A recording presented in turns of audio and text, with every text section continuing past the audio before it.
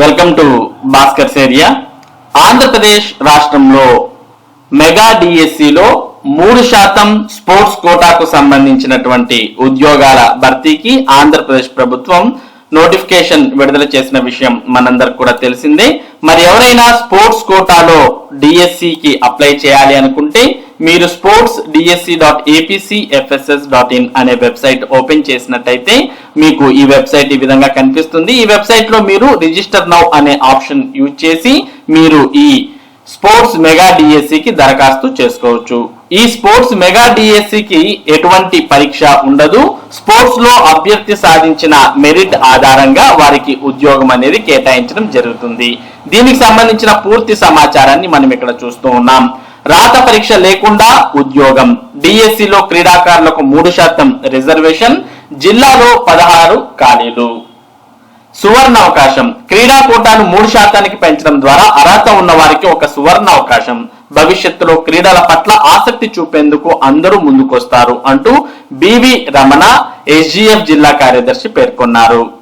మంచి నిర్ణయం, ప్రతిపాదికను నేరుగా ఎంపిక చేయడం అభ్యర్థులకు ఎంతగానో ఉపయోగపడుతుంది.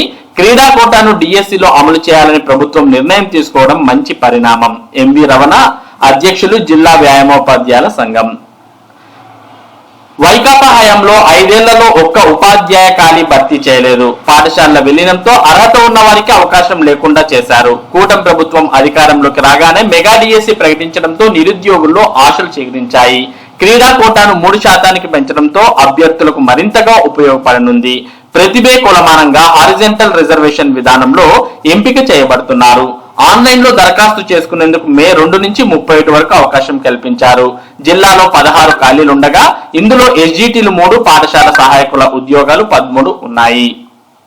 దరఖాస్తు చేసుకోవడం ఇలా: స్పోర్ట్స్ డిఎస్సికి ఆన్లైన్ ద్వారా https://sportsdsc.apcfss.in లేదా https://sports.ap.gov.in వెబ్సైట్లలో రిజిస్ట్రేషన్ చేసుకోవాల్సి ఉంటుంది. ఇందుకు చరవాణి నంబర్ ఉపయోగించాలి. అనంతరం అభ్యర్థులు తాము ఎంపిక చేసుకునే ఉద్యోగాలకు సంబంధించి వివరాలు కనిపిస్తాయి. తెలంగాణ విభజన జూన్ 2, 2014 తర్వాత వలస వచ్చిన వారు ప్రస్తుతం తమకు సంబంధించిన నివాస ధృవీకరణ పత్రాలను సరిచూసుకుని వివరాలను నిర్ధారించాలి.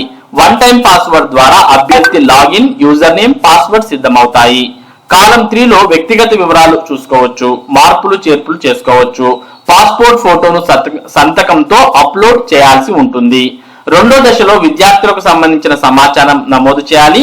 తుది దశలో జిల్లా చూపిస్తుంది. అభ్యర్థి తాను ఏ పోస్టులకు అర్హుడో ఇక్కడ చూసుకోవచ్చు. అనంతరం క్రీడల్లో తమ అర్హతలను పొందుపరిచి చెక్ బాక్సుల్లో వివరాలు సరిచూసుకోవాలి. ఖాళీలు కనిపించిన తర్వాత క్రీడాంశాలను తెలియజేయాలి. వ్యూ మోడ్ లో చూసి నిర్ణయించుకున్నాక దరఖాస్తు రుసుము చెల్లించవచ్చు.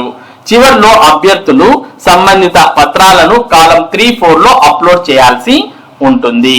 మరి ఈ విధంగా అభ్యర్థులు మెగా డిఎస్సి స్పోర్ట్స్ కోటాకు సంబంధించిన దానికి దరఖాస్తు చేసుకోవచ్చు. వీరికి ఎటువంటి రాత పరీక్ష అనేది ఉండదు. వారు మరి క్రీడల్లో వచ్చినటువంటి మెరిట్ ఆధారంగా మరి ప్రతిభే కొలమానంగా వారికి ఈ ఉద్యోగాలు కేటాయించడం జరుగుతుంది. మరి దీనికి సంబంధించిన మరింత సమాచారాన్ని ఇక్కడ మనం చూస్తూ ఉన్నాం. మెగా డిఎస్సికి ధ్రువపత్రాల సమర్పణ. స్పోర్ట్స్ కోటాకు సంబంధించిన మెగా డిఎస్సిలో క్రీడా కోటాకు తొలి రోజైన శుక్రవారం 25 మంది క్రీడాకారులు ధ్రువపత్రాలను వెబ్సైట్ లో అప్లోడ్ చేశారు. ఇటీవల ప్రభుత్వం విడుదల చేసిన జీవో నంబర్ 4 లో మొత్తం 65 క్రీడాంశాలకు గుర్తింపునిచ్చింది. వాటిని కేటగిరీ ఏ, బి కింద విభజించారు. కేటగిరీ ఏలో 36, కేటగిరీ బిలో 29 క్రీడలు పొందుపర్చారు. ఆయా కేటగిరీల్లో క్రీడలకు సంబంధించిన క్రీడా సంఘాలు ఎన్ఎస్డిసి స్పోర్ట్స్ కోడ్ 2011 మేరకు శాప్చే విధిగా గుర్తింపు, రెన్యువల్ పొంది ఉండాలి. ఆ సంఘాలు జారీ చేసిన ధ్రువపత్రాలను మాత్రమే పరిగణనలోకి తీసుకుంటారు. ఈ క్రమంలో 20 క్రీడలకు సంబంధించిన ఆయా క్రీడా సంఘాలు చివరిగా 2024 వరకు రెన్యువల్ పొంది ఉన్నాయి. Soft ball, badminton, soft tennis, roller skating, athletics, amateur aquatics, kho kho, basketball, judo, chess, para sports, gymnastics, football, kabaddi, rifle shooting, canoeing and kayaking, kudo, tennis, table tennis క్రీడలకు సంబంధించిన క్రీడా సంఘాలు మాత్రమే రెన్యువల్ పొందాయి. ఇతర క్రీడా సంఘాలు కూడా పునరుద్ధరించుకొని శాప్ లో సమర్పించుకుంటే ఆయా సంఘాల క్రీడాకారులు నష్టపోయే ప్రమాదం పొంచి ఉంది. కాబట్టి ఎవరైతే మరి ఈ 65 క్రీడాంశాలు గుర్తింపు పొందినటువంటి జీవో నంబర్ 4 లో ఉన్నాయో అటువంటి వాటిని మరి ఈ క్రీడా కోట మెగా డిఎస్సికి మరి ధృవీకరించడం జరుగుతుంది అని పేర్కొన్నారు. మొత్తంగా 2 కేటగిరీలలో ఈ స్పోర్ట్స్ ను విభజించడం జరిగింది.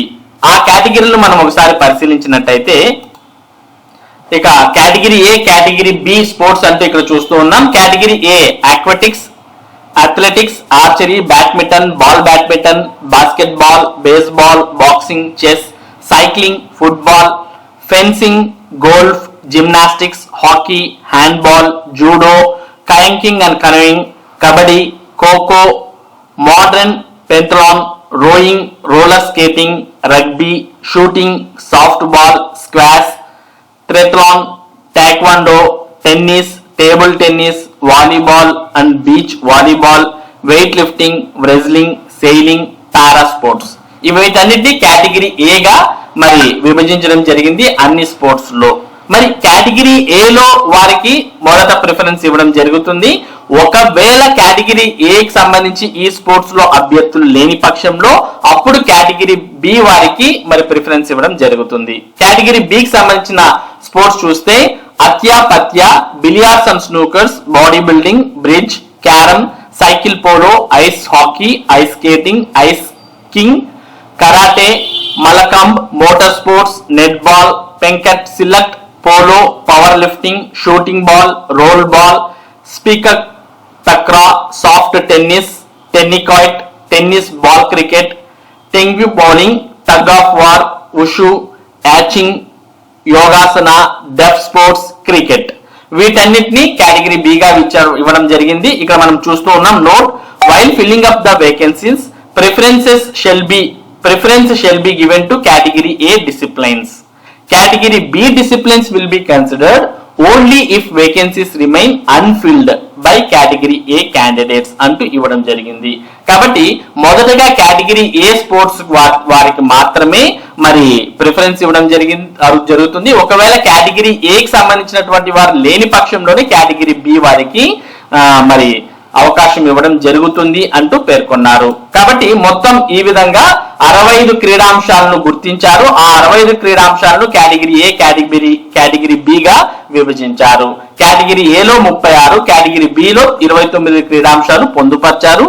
ఆ క్రీడాంశాలన్నింటినీ మీకు తెలియజేయడం జరిగింది. మరి ఈ విధంగా ఈ కేటగిరీ ఏ, కేటగిరీ బిలో ఉన్నటువంటి స్పోర్ట్స్ లో ఎవరైతే మెరిట్ ఉన్నటువంటి అభ్యర్థులు ఉన్నారో అటువంటి వారు ఈ స్పోర్ట్స్ కోటా మెగా డిఎస్సికి దరఖాస్తు చేసుకోవచ్చు. మరి ఏ విధంగా ఏ లెవెల్లో పాల్గొన్నటువంటి వారికి మరి ఈ స్పోర్ట్స్ కోటాలో ప్రిఫరెన్స్ ఉంటుంది, ఏ విధంగా ర్యాంకింగ్ ఉంటుంది అనే వివరాలను మనం తర్వాత రాబోయే వీడియోలో తెలుసుకుందాం. మరి ఇది స్పోర్ట్స్ కోటా మెగా డిఎస్సికి సంబంధించినటువంటి సమాచారం. ఇటువంటి ముఖ్యమైన సమాచారం ముఖ్యంగా టెట్ మరియు డిఎస్సికి సంబంధించిన అప్డేట్స్ ను భాస్కర్స్ ఏరియా మీకు అందిస్తూ ఉంటుంది. మరి ఈ అప్డేట్స్ మీరు పొందడానికి మన భాస్కర్స్ ఏరియా యూట్యూబ్ ఛానల్ కు సబ్స్క్రైబ్ అవ్వండి. Thank you for watching this video.